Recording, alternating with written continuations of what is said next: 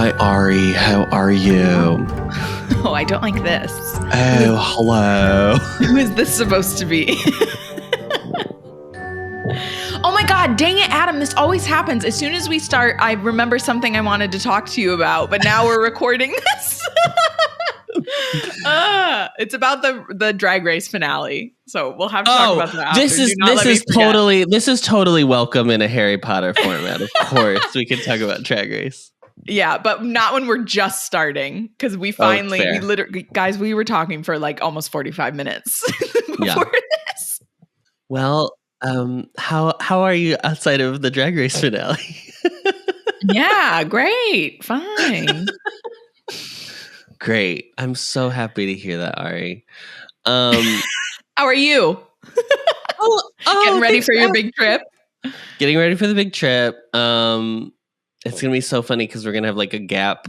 We're gonna record like chapter 3, and then I'm gonna be a different person when the next week when your chapter life 4 will comes have out. Changed, yeah.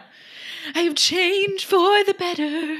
Or I'll be completely red from a huge sunburn that I will get in the Philippines. Who knows what could happen? Oh, are you like really likely to get burned when you go to the Philippines? Yeah, it's already like it's so sunny over there. It's already right now? super hot. Yeah. Okay. It's like I don't know about the Philippines climate at all. It's like 39 degrees already down there. It's in the tropics. Oh, is that? And that's like, warm, right? In Celsius? That's warm, right? Yeah, I was like, I'm still not really on Celsius.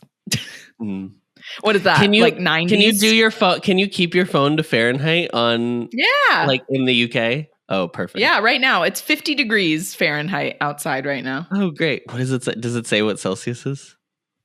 Or no, I'd have to like change it. Yeah. I did want to say now that we're back into the podcast, sadly in January, our other dog Khaleesi passed away very unexpectedly. Her health just declined and it was like within a couple days. So she used to obviously like show up during the episode. So I just wanted to mention it. And then that kind of gives a deeper explanation into why it took a bit longer for us to come back for the podcast, just because it was obviously very difficult. I think I'm like just getting to the other side of the grief now. So I have her and this is Jack. Their photos are in here now. So they're here in spirit, but I just wanted to address it because obviously Khaleesi was a member of the pod as well, being my dog. Yeah. And we very much miss her a lot. It's very bittersweet being in this house and she's not here. And, you know, obviously Jack had passed in November the year before. So we miss both of them. But I did just want to say, in case anyone was wondering, she did pass away. So that's why she's not here. But she is here in spirit. They're both here in spirit. What'd you say? How old was she? She was about to turn 10, which was why it was like kind of surprising. We still don't know like what she passed from. She basically passed from organ failure. Or that's like why we had to say goodbye because her organs were failing. But we don't know why they failed. Like they couldn't really figure it out. So but the main thing is she's not in pain anymore and she's with Jack in the spirit world. That's what I believe. So they're together now. Khaleesi, I will say, as someone who was a huge Khaleesi supporter, I voted Khaleesi in all my ballots. I was trying to get Khaleesi for president. Khaleesi for president. I will say Khaleesi was one of the sweetest dogs I've literally ever met in my life. She was like a perfect angel. And her snoot was so long. It was like, what? Yeah, she had a collie snoot. Yeah. She was an angel. I loved her. And she didn't give a fuck about me. She loved RJ. And you know what? She liked you too though, but she did love RJ. She liked me and she loved RJ. She loved RJ. And I'll never forget when RJ first met her, he was afraid of her. But then like once he came around, he would like hug her, like full like body hug her. And she loved it. She just loved him. But yeah, she was an angel. And now she's a real angel. But yeah, just so everyone's aware. And they're not like, where is she? Well, I'm sorry that happened, but I know she had a wonderful owners who took care of her really well. So But yeah, so thank you to everyone for being patient, and sorry that it took a little bit longer to come back to this, because with moving, that happening, and then both of us moving, and just like there was a lot happening at the time in both of our lives. So, but anyways, back to good old, what is this book called again? Half-Blood Prince. Do you know I've always said Half-Blooded? Oh, really? I think I've always said Half-Blooded Prince, like not knowing that it was Half-Blood Prince. Yeah, because like full blood, half blood, pure blood, blood. I think I might. I mean, I don't know for sure, because obviously now I can't remember. Like, is it a false memory? I don't know. But I think that Ari, let's roll the tapes. Yeah, let's when have we ever mentioned it? I don't know. I might have said Half-Blooded. But yeah, I don't know. But yeah, here we are. So chapter 2, Spinner's End. Is that an actual place? Chapter 2, Spinner's End. I don't think so. I think all the specific locales are made up. Okay, okay. Like little whinging, I think, is not real, but Surrey is real. I think all of the very specific tiny towns. Yeah, like Privet Drive. That Godric's Hollow. Yeah. Okay. So basically this chapter opens with many miles away from the Prime Minister's office. We're transported to essentially like it's not the best neighborhood. It's kind of a rough side of town. And we get a little fox is chilling there. Who's the one that's a fox in Stray Kids? Oh, in Stray? Oh, I don't remember. Who's the one that's a fox in Hypen? Who's the fox? Is it Sunu? I can tell. No, Sunu's not a fox. Is it? He sings a deer. Jungwon's a cat. Jake is a dog. Jake's a dog. Jay's an eagle. I don't remember. I don't remember who the fox is. Isn't it Matthew in ZB1 is a fox. Okay, Matthew and Yeonjun in TXT is a fox. Oh, okay. Yeonjun. Okay, we'll do Yeonjun then. Okay, so they pop up into this neighborhood, and Yeonjun's just hanging out there. Actually, we don't want Yeonjun hanging out there because the fox is about to perish. So, two figures appear and startle the fox. The second one kills the fox, thinking that it could have possibly been an Auror.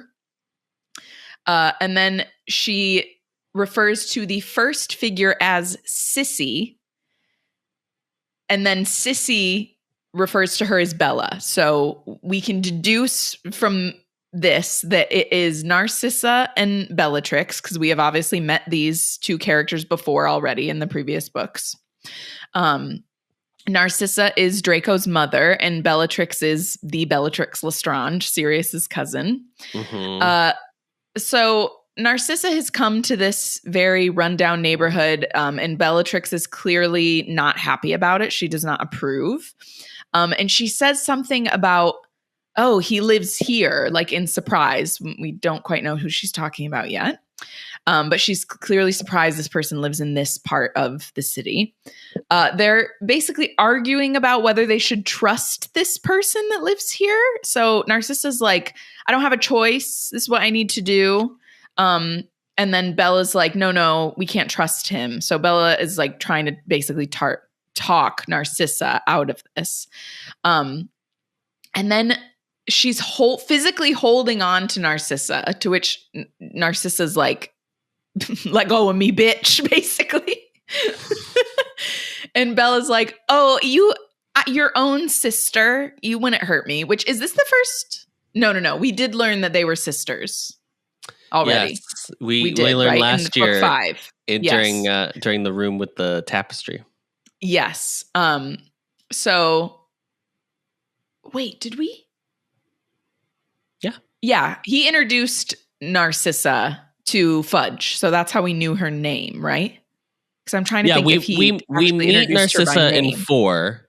Yes. And then we get their backstory in 5. Okay. Because there's the third just sister. Making sure. Yes, there's a third sister that isn't introduced until later. Yeah, right. Nymphador's mom. Yeah. Right. So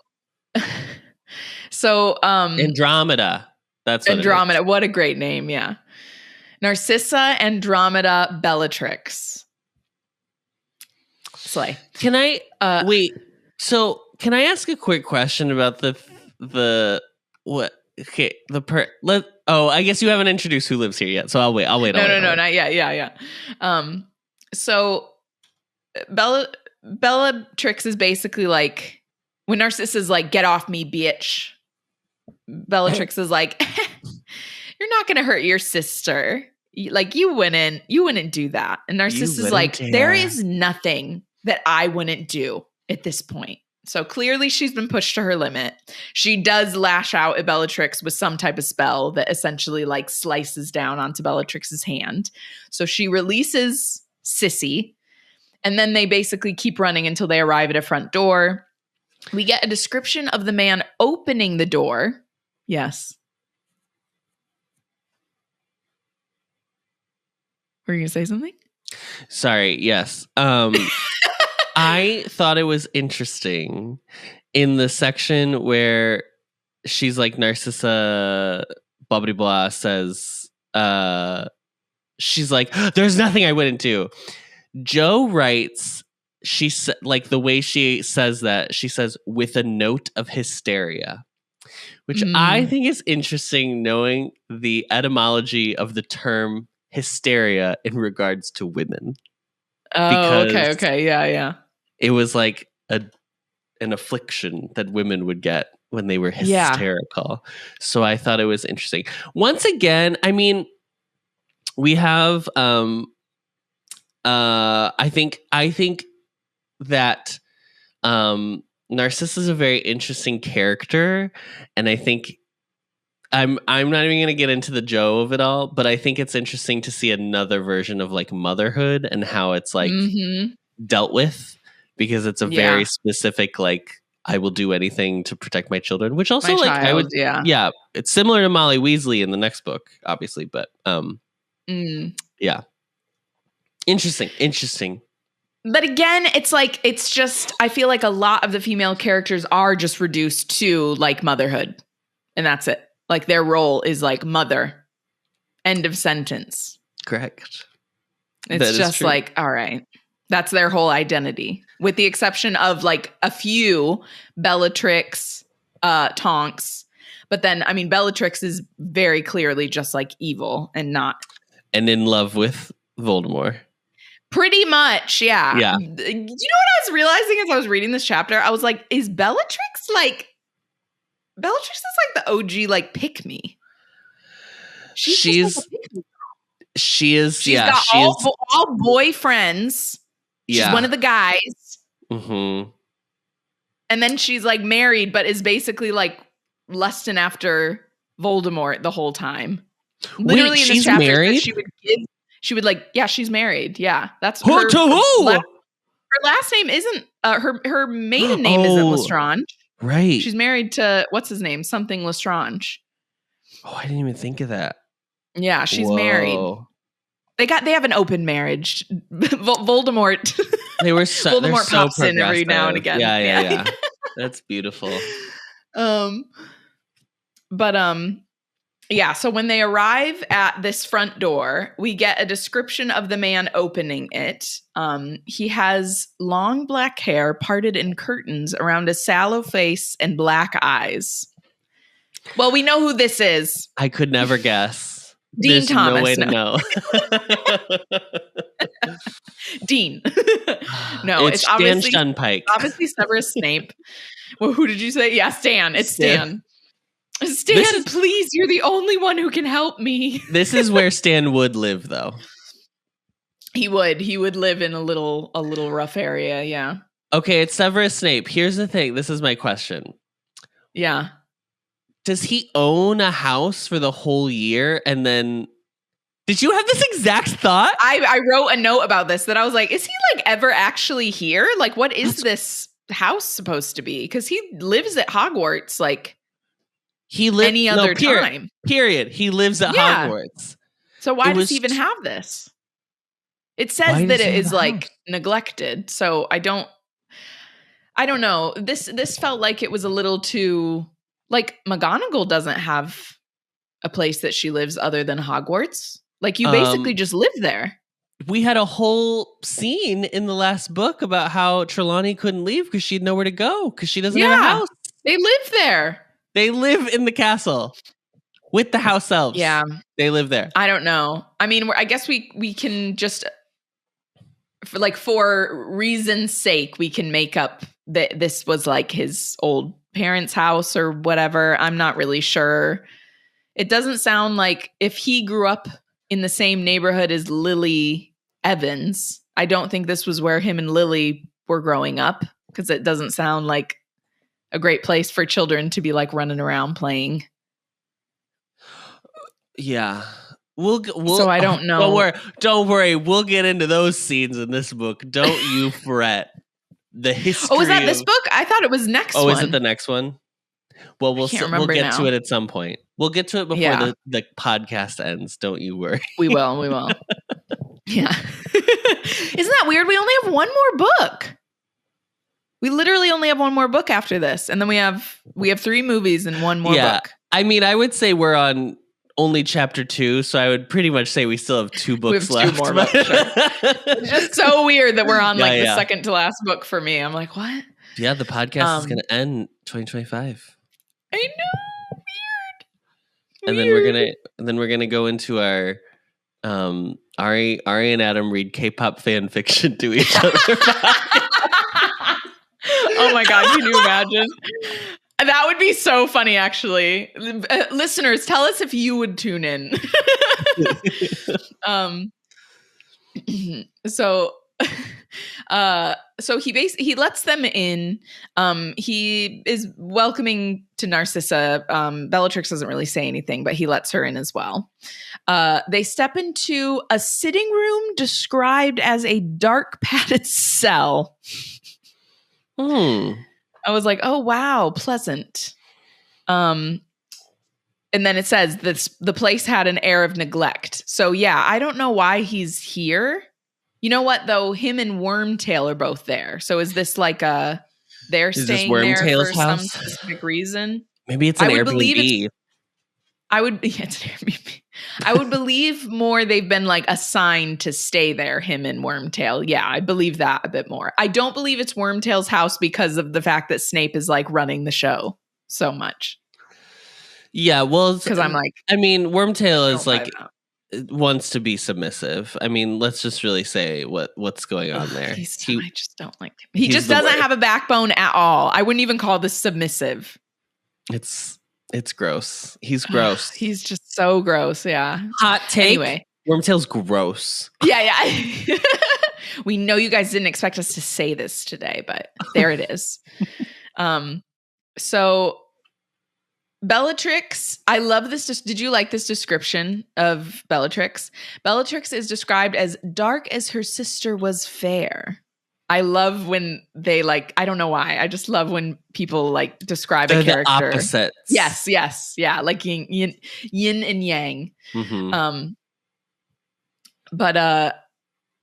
Yeah. Oh, also, did you notice? So we know she has heavy lidded eyes, but did you see that she mentioned she has a strong jaw? And it reminded me of the Rita Skeeter comment that she had like mannish hands and like a strong jaw. And I'm like, why do the women that you write that you don't like or that are supposed to be like not good characters, why do you just give them masculine? What is wrong with you? It's just like blaringly obvious what she's doing. It's so crazy. Gross. I hope she gets help one day. I hope she, I know. She's a mess. Yeah, figure it out, girl. So Narcissa asks if they're alone, to which she reveals that Wormtail is actually there, and he's like hiding behind a hidden door that's like a book. There's a bookcase hiding a doorway up like a flight of stairs, and it's a real Scooby-Doo moment. Yeah. Yeah. And he obviously was eavesdropping. He like kind of tries to play it off like, oh, welcome. Oh, so delighted you're here. What does he say? He's like, not charming. He said something. Mutual, like I'm sure. Oh, no, he did say, how charming. That's what he said. And then I love that Snape was like, this is kind of a slay. I was here for this. Snape's like, do you want to get us some drinks? Wait, Snape has some really good lines in this chapter. I know. I was feeling it. Some really good lines. It was great. He was like, oh, some refreshments, please. Yeah. And then he's like, oh, I'm not going to get, no. Yeah. Yeah, Wormtail will get us drinks if you... That's what it was. He's like, oh yeah, Wormtail will get us some drinks if you like. He's not even like, get us drinks. Isn't it weird that he goes by Wormtail? Yeah, I don't know what that's about either. That's your nickname with your friends. Yeah. Or your with your friends that you betrayed. Right. I don't know. I don't know what his deal is, man. He's a rat. He's literally a rat. So basically it's funny because Wormtail kind of tries to go back and forth about how he's like not Snape's servant, but Snape's like, oh, well, if I didn't know you weren't happy here, that's fine. Like, I'll chat with the Dark Lord then and get you reassigned. No worries. Yeah, and then he's like, to a more dangerous position. It's fine. I know you want to get out there in the fray, girl. Yeah, let's put you on those front lines, girl, so you can really, really show us your courage. Okay, then. Yes, queen. Yeah, I was like, once again, all of these interactions with Snape, I was like here for. Because he does not like Wormtail, because Wormtail's the one that sold out Lily. So he hates his ass. But yeah, it's just funny that Wormtail's like kind of trying. Yeah, he's just horrible. He's kind of trying to be like, no, but then he does go and get them drinks. So yeah. He was like, girl, shut up. Fine. What was all that about? So he's like, he goes and gets their drinks. It's wine. He brings back wine for them. And then he basically just like scurries away. Then they cheers to the Dark Lord, by the way. They do a cute little cheers to Voldy. Slancha. Yeah. Salut. So then Narcissa is going to like try and get right into it. Snape puts his hand up for a second and then basically like shoots a curse at Wormtail through that hidden door again, because he clearly just went back to eavesdropping. And then did you think this was weird what he said here? He was like, he's taken to eavesdropping. I don't know what he means by it. Isn't that just like a little weird? I was like, are you... But eavesdropping on who are you having over? Yeah. What are you eavesdropping? Hello? What friends are you inviting over here? What's going on that he's even eavesdropping upon? I just thought that was a little weird. You're not on the phone. I just didn't really know why that needed to be said. I was like, all right. I think it's more just like, I think this chapter does a good job of setting up that like Severus Snape has never had a fucking friend in his life and nobody fucking trusts him. No. Not a soul in the world. He is constantly... And you know what? Maybe if he was a nicer person, he would have friends. Exactly. And we're not wondering why he doesn't have any friends. No. We're not confused. Yeah. To be clear. It's very obvious as to why this is the case. Yeah. So then Narcissa tries to speak again, and then Bellatrix tells her that she shouldn't talk about this, especially in like the current company. Bellatrix, because it's a huge secret. It's this huge thing that they are basically forbidden to speak about. Mm-hmm. Mum's the word. Mm-hmm. So Snape is like, oh, no, please elaborate, Bellatrix. Please go on to say what I think you were just going to say. And then she's basically like, I have 100 reasons not to trust you. Where do I start? Gets out Where do a I even begin? PowerPoint, and she's like, she's top like, 10 reasons we should not trust Severus Snape. I've had this ready to go, girl. What Slide is the little one. like? Yeah. What's the little like retractable like indicator? Yeah. That she gets out. She's like, I think I have one somewhere, but not. Oh my God. I was gonna say I wish I had one to like whip out. I don't even have like a pen or anything over here. Oh wait, I have one of these though. Look, Adam. Now let me point this out. Just really quickly here. Right here. We'll start at the top. If we look here. I can't believe you actually have one of those. That is so funny. For the bit. Where did you get that? Off Amazon? I want to get one. Yes, we got it off Amazon. It was for the one-man show I did. Ah, okay. Yeah. So she's like, here's my list. Here's all my questions for you. Where were you when the Dark Lord fell? Why didn't you ever try to find him? What would you have, or what have you been doing while you've been in Dumbledore's pocket all these years? Mm-hmm. Why did you start? Oh wait, hold on. Yeah. Why did you stop the Dark Lord from procuring the Sorcerer's Stone? Mm-hmm. Why did you not return at once when he was reborn? Where were you when we battled for the prophecy? And then also, why is Harry Potter still alive? When you've been there for like 7 questions. 5 years. So it comes back to 7. Always 7. We are now 7 with you. It's always Bangtan. It's always Bangtan. So I actually really liked Snape's response. He's like, do you really think that he hasn't asked me every single one of these questions? And if he wasn't happy with my answer, like, I wouldn't even be sitting here. Like, no, I'd the be fact dead. that I'm sitting here shows that we've already had this conversation. And she's like, I'm sure he believes you. She kind of like messes up a little bit here. And she's like, no, I'm sure he believes you. And he's like, oh, so you think I've fooled the Dark Lord?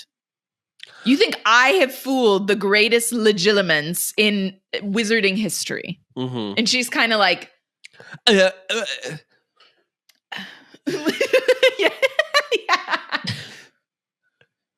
There's a girl on TikTok. What is her name? There's a girl on TikTok that I'm obsessed with, and she does that face all the time. She just did a video where she was like, the first time Raggedy Ann hears the term raggedy, and she's like, what did you call me? She's there, and then she's like, raggedy? Why did you Andrew, did you hear what she just called me? Raggedy? My name is Anne. My name is Annabelle. Okay, I think that's really evil. Funny one to do. This is why I'm like, I just am so disappointed in myself sometimes that I can't come up with comedic things like that, because that's such a clever, simple thing to make so funny. Like, I would never think that, but that is so funny and so love that. She's so funny. If you come across that again, send it to me. I want to watch it. I will. It reminds me of the guy that will always do people will just write in random things for him to do. Mm-hmm. Like, found out. Oh my God, his are so funny. So basically, Snape goes on to explain. He's like, when the Dark Lord fell, I was where he ordered me to be. 1. He also reveals that he's not proud of it, but he did indeed think that Voldemort was like poofed. He was gone. Mm-hmm. He didn't think that he was going to be coming back. But then he also is like, but if Voldemort hadn't essentially like forgiven all of us that doubted that he would return, he wouldn't have had a lot of support when he reemerged. And then Bellatrix, this is where I was like, oh girl, you as a pick-me, because Bellatrix is like, he would have had me. And I was like, yeah, girl. And then where did that get you? You went to Azkaban for like however many years, which is basically what Snape says. Yeah. Like, Snape's like, yeah, and you were in Azkaban, where I was at Hogwarts keeping an eye on Dumbledore, so that when Voldemort did come back, I had like 16 years of info on him. Yeah. Also, he says, one of his lines is, the gesture was undoubtedly fine that you were in Azkaban, but unfortunately, some of us were actually doing things. And so he's like, that's why he doesn't care. Like, he doesn't complain that I was still at Hogwarts that whole time, because obviously I had like plenty of information to give him on Dumbledore. And then he goes on to talk about when Voldemort was essentially like living off of Quirrell. He says that he had no idea that was Voldemort, and Voldemort didn't think he could trust Snape, so he didn't reveal himself to Snape. But Snape says had he done so, he would have helped him. But because he didn't do that, he didn't know that he was essentially like getting in Voldemort's way when he not killed Quirrell, but like tried to stop Quirrell from getting the Sorcerer's Stone. Because as we remember, it is Harry that killed Quirrell. Child murderer Harry Potter. Yeah. But I'm sorry. Child murderer being the murderer himself was a child, not a murderer of children. Yeah. I had to clarify. Because really, we don't even know. I don't think Voldemort has murdered children. Technically, we don't know of any. No, the only one he tries to murder is Harry. Basically, is Harry. Yeah. And he didn't. So really, I mean, that's attempted, sure.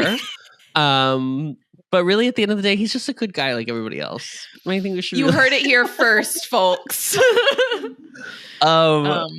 Wait, I was. Oh yeah, what were you gonna say? I don't remember now. Quirrell. I went on this stupid queerness Quirrell. Oh yeah, that he just like would have believed. Then I guess that in his story, he would have believed that Quirrell was just trying to get the stone for himself. That's what he was saying. To basically live forever. Yeah. So he basically just was trying to stop Quirrell from whatever he was trying to do, not knowing that he was in cahoots with Voldy. But then I will say, if Bellatrix was smart,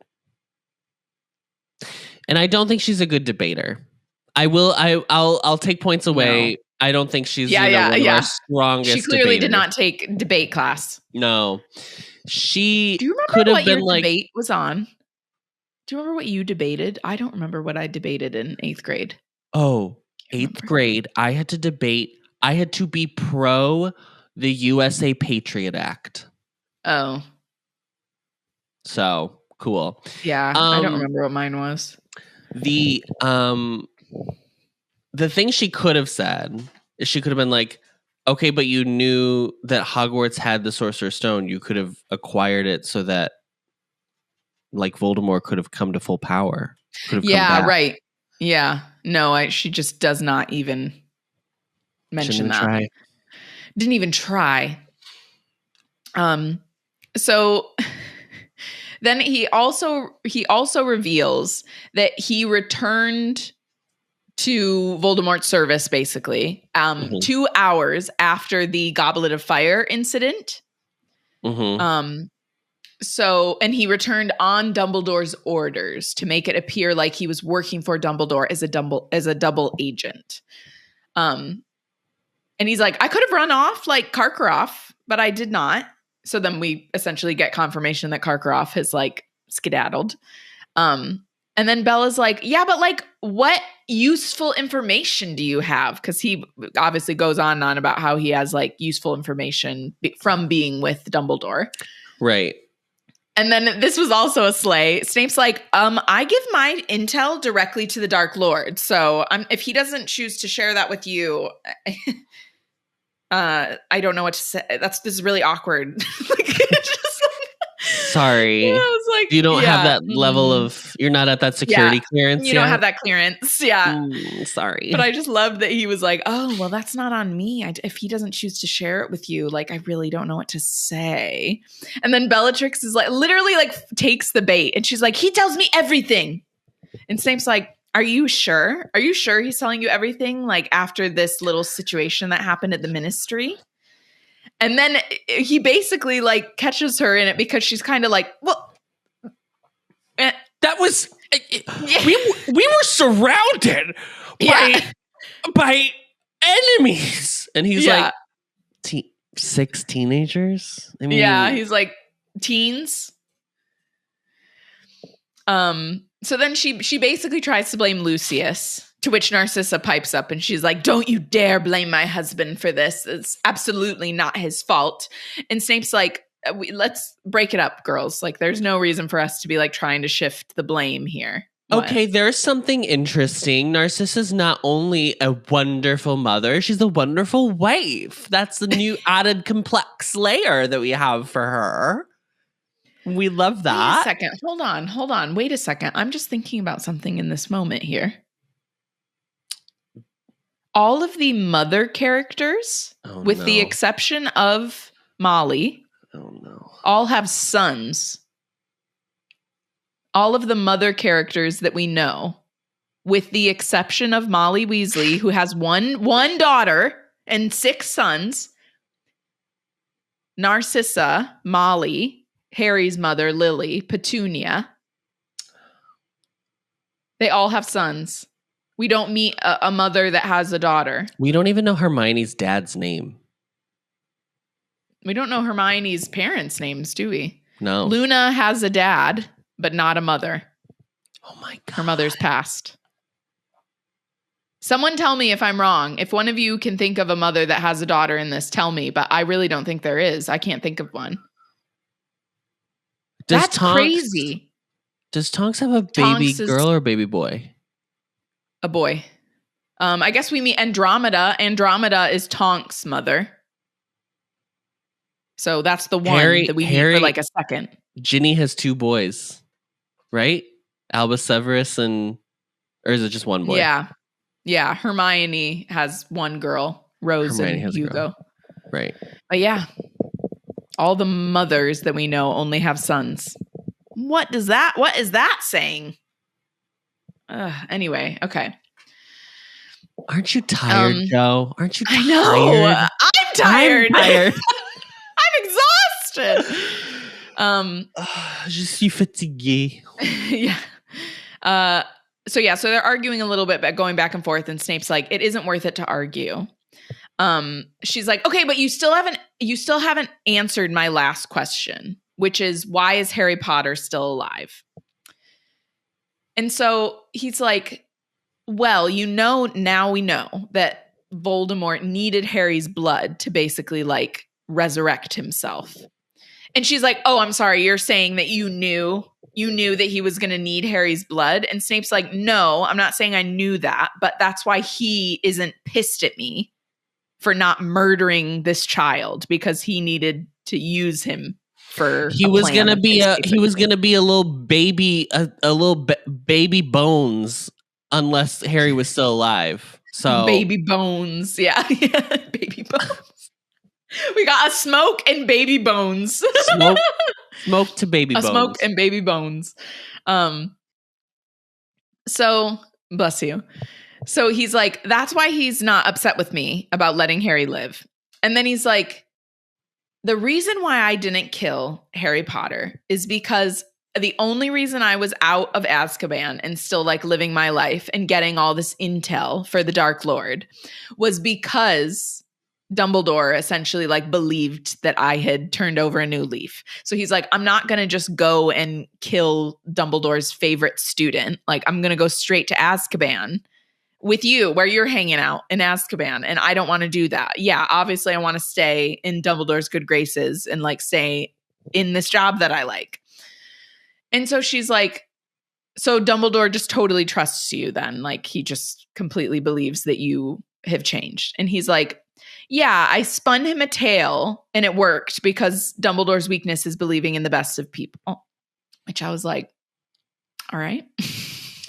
You're not wrong. No, I'm wrong. He also says that he was like, when Harry Potter first, like when I met Harry, I was like, well, there was a possibility that he could, he defeated the Dark Lord, so dark wizard as well, rally around him. But then, like, and he says, but then I realized that he just got through scrapes from sheer luck and his talented friends. He's just as cocky, just as conceited, just as much of an asshole. He just starts ragging on him. Yeah. And I was like, you know what? Some points were made. Yeah. He's just like, he just sucks. I hate that kid. So he does, but then he does share that Dumbledore is growing old in this battle, this most recent battle at the Ministry that he had with Voldemort has taken a lot out of him. And I did have the thought, I think that this is what Dumbledore is telling him to say. I don't think the fight itself took a lot out of Dumbledore. I think obviously that he's hunting the Horcruxes, which is what we're going to find out in this book. I think that has taken a toll on him, obviously, from the curse. But he can't tell them that because then they would know he's hunting Horcruxes. Right. So what he's saying is like, oh yeah, he's like getting older and that took a lot out of him. The Dark Lord is so powerful. Yeah, exactly. Like, really got to him. Exactly. Yeah. So then he's like, anyway, Narcissa, what was it that you were going to say? I'm sorry. Like, here we are again. The whole reason that you came here. Yeah, he fully does like a, okay, so my line is, Dumbledore is weak due to the fight with the Dark Lord. Narcissa, how are you? I'm sorry, what was that? We were going back to what you said earlier. Let's just get right back into that. So she's like, I have no one else to turn to. Lucius is in jail. So he's still in jail. Still hasn't been, his bail has not been paid, which is very surprising to me because the Malfoys have a lot of money. So there must not be bail. Bail must not exist in the wizarding world. No cash bail. No cash bail. So she's like, I have no one else to turn to because Lucius is in jail. The Dark Lord has forbidden me to speak of it. And then Snape's like, okay, well, if he's forbidden it, you better shut up. You should not talk. Which is the first time that Bellatrix is like, you know, agreeing with Snape on something. And because he's basically like, he says the Dark Lord's word is law. It's also, I want to say this in terms of like the writing of this book. It's like a clever way to ensure that they can have this conversation without actually saying it, so that when it does happen in the end of the book, you're still surprised. Because if it was like you knew what Draco's, what his task was, you from would the know beginning. Right, exactly. But then Snape reveals that he does actually know of the plan because Voldemort has filled him in, and he's in the inner sanctum. Updated him on the mind. Yes, exactly. So Narcissa's like, he's my only son. It's too much to bear. And Bellatrix is like, you should be proud. If I had sons, I would like happily give them to the Dark Lord. I would happily off my children for the Dark Lord. Insane. Which is why you don't have. Thank God you don't have children. And then she's also like, I'm really proud of Draco for not shying away from this. Like, I guess he's like essentially like taking it in stride, and like at this point in time is like, yeah, I'm gonna do it. Yeah, hell yeah, yeah, I'll do it. I'll do that task that we won't say yet. Yeah, I'll do it. I will fulfill that task. So, yeah, she's like, I'm glad he's not shying away from it. I'm glad he's like all for it. And then Narcissa's like, I think it's revenge for what Lucius has done, or like hasn't done, basically. Like Lucius's fuck up. Lucius dropped the prophecy. Let's say it. He shattered the prophecy. And then Snape's like, if Draco succeeds, he will be honored above all others. But Narcissa immediately is like, he won't though. He's not going. It doesn't matter. That's not happening. There is a 0% chance he will do this. Yeah. She's like, he's not going to be able to do it. Yeah. So she's like, can you please try and persuade Voldemort to change his mind? And immediately Snape's like, no. He's like, Lucius did mess this up. He is very angry at Lucius. And then this basically confirms for Narcissa, like what's going on. So she's like, I knew it. And then she just kind of loses it. She like grabs onto his robes and she's like, what? Sorry. My brain is rotted. There's a girl on TikTok who does these stupid bits. It's the same bit every single time. She'll go get food from a place, and it's a Karen complains about her food from like Wendy's or like whatever. And it'll just be her in her car eating. She's filming herself. She'll just be in her car and she's like, I knew it. I said that I didn't want mayo. But there's mayo on the sandwich. So what I'm going to have you do is I'm going to have you make me a new one. Pronto. And that's the whole bit. So RJ and I do this all the time. We're like, I knew it. I knew it.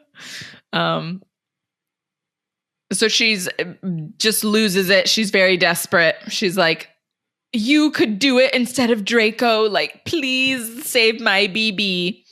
So he removes her clutching hands and he says he intends me to do it in the end, but he wants Draco to try first. If he succeeds, then I can stay at Hogwarts a bit longer. So I'm like, oh, okay. So he wants to have it. Voldy wants to have his cake and eat it too. Mm-hmm. He wants to have Snape stay at Hogwarts as double agent for as long as possible. And then he wants Draco to do this task, but we don't know yet what it is. He wants Draco to do this. So Snape reveals that Voldemort failed to hear the prophecy. We get like the confirmation that he's pissed because he didn't hear the prophecy. Narcissa's like wailing around on the floor in her devastation. Snape helps her to sit up on the sofa and like pours her another glass of wine, which she just immediately like spills on her. Yeah. Like, I'm just trying to imagine how that happens. Like, even when you're upset, she's just like like a full Kristen Wiig character. Like, just like, I don't understand. And then it is very oh my gosh. She's a hysterical woman. Hysteria. Yeah. She's hysterical. So then Snape's like, it might be possible for me to help him. And Narcissa like literally like kneels before him and kisses his hands. And I was like, okay, this is like too much for me. Like, you know, if his hair and his face is greasy, you know he's got those greasy hands, girl. She says kissing those greasy hands. She says she appeals to him by being like, you and Lucius are such good friends. And I was like, were they? Are they? Were they? Woo! Are we sure? Have they been? I don't know what that was about. Yeah. Because, I mean, okay, they're in the same like group. Aren't they? Are they in the same like, they would have been classmates, wouldn't they have? Because is Lucius the same age-ish of like James? I thought Lucius was older than them. So maybe like Narcissus. I don't know why I think maybe that. Narcissa's younger than Lucius. Maybe, like, could be. Like, yeah, like trophy wife kind of thing. Yeah. Okay. Have you watched all of Girls 5 Ever? 5 Ever? No, not the new stuff that's on it's on Netflix now, right? Yeah. That's why we just finished it. But there's this moment where Busy Phillips' character, Queen. Wait, what is her name though on the show? I can't remember. Oh, I don't remember. Oh my gosh! Wait, what is it? I'm picturing. I can't remember, but her and Wiki, her character in Wiki. There's like one moment where they're like in the same. Oh, Summer and Wiki are in the same room with each other, and apparently they're like never in the like together, just the two of them. But like the only time that they're ever together was the time that Wiki like quit the group. Oh. Because Summer was like going on and on about how great she is. Yeah. And she was like, yeah, I'm the Beyonce. But it makes me think of that where I'm like, no, you guys just were like in the same group of friends, but you were never actually like just the two of you. Like Snape and Lucius were never actually like just the two of them in the group. Like, I'm trying to picture the both of them like going out to the pub to have a drink together, and it's not just a girl, but actually the cloaks billowing in the wind, I can see that. Just them both like their cloaks out behind them. They both suck. Yeah, they both are gross. But you know what? I do think they should be friends because then Severus can get some hair tips from Lucius. So help a girl out. Help a girl out. Get rid of that greasy mop. So Narcissa asks him to swear that he will indeed help Draco. She asks him to swear the unbreakable vow, which this is our first time hearing of this. We've never heard of this before. Mm-hmm. So Bellatrix is like, oh, he'll try to help him. It's just more empty words. He's not actually going to do anything. And then he's like, certainly. We also get a moment earlier where he like during the conversation with Bellatrix where he like confirms that if you're not the secret keeper, that you can't like you just cannot reveal the secret. But I want an explanation of it's like, but how? Is it like you're like you try to like say it and then it's like blah, blah, blah, blah, blah. Yeah, or you can't like write it, or like I need more of an explanation. I just can't do it. Yeah, I don't know. But that actually that would make sense if he is a double agent. Then they just wouldn't give him. He wouldn't be the secret keeper regardless, because he's a double agent basically. So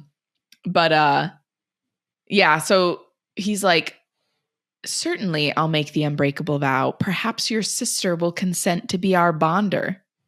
And Bellatrix literally is just like, yeah.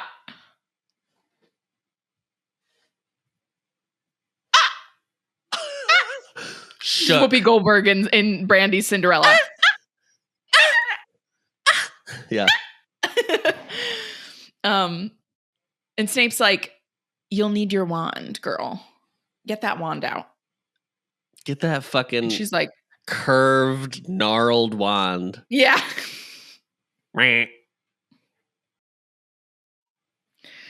So then basically they do the bond. Snape agrees to watch over Draco, to do his best to protect him from harm. And if Draco fails, he will carry out the deed in the end. And then there's like essentially like 3 fiery coils shoot out of Bellatrix's wand and like wrap around their hands. Yeah. And that's it. That's the chapter. What are the terms? Like if he doesn't follow through? Terms and conditions may apply. Right. I want to see him scroll through the Apple contract and then click. Yeah. Yes, I agree or whatever. He just dies. Death? Like that's what it's the same type of thing. It's the same type of thing with the binding magical contract, girl. It's just like from the Triwizard Tournament. And then it's like and you over. Die. Yeah. Yeah. Okay. Ari, that was great. So succinct. Thank you. It was almost like 2 hours.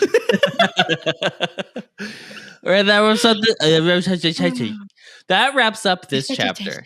Next week, we'll be reading Chapter 3, Will and Won't. So I can't wait to meet this character, Will. You can find the podcast on Apple Podcasts, Spotify, or wherever you find your podcasts, as well as video versions of the Ampliverse YouTube channel and on Spotify. As always, don't forget to rate, review, and subscribe so that we can get a perfect Newt score, 5 stars only, or else we will do an unbreakable vow with you, and then you break the vow, and then you'll die. Period. You heard it. You heard it here first. Our unbreakable vow is you have to leave a review. That's the vow. I do vow too. Don't forget to follow us on Instagram at HBAnxious or YouTube and TikTok at The Ampliverse. We are hosted on Spotify for podcasters, so thank you to them. And we're a proud member of The Ampliverse. Please check them out at theampliverse.com. Thank you, Ariana. Thank you, Adam. And as always, Nox! Gnarled wand. Yeah.